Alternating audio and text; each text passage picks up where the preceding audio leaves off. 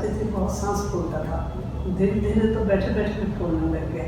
फिर यहाँ पर राजस्थान हॉस्पिटल आए, डॉक्टर राव साहब से मिले, बहुत अच्छी तरह इन्होंने व्यवहार में बहुत अच्छे इलाज बहुत अच्छा किया। हंस के पास आते, आधे से इनके व्यवहार से ठीक हुए, आधे इनके ऑपरेशन हुआ उससे ठीक हुए, अब नहीं दिक्कत है।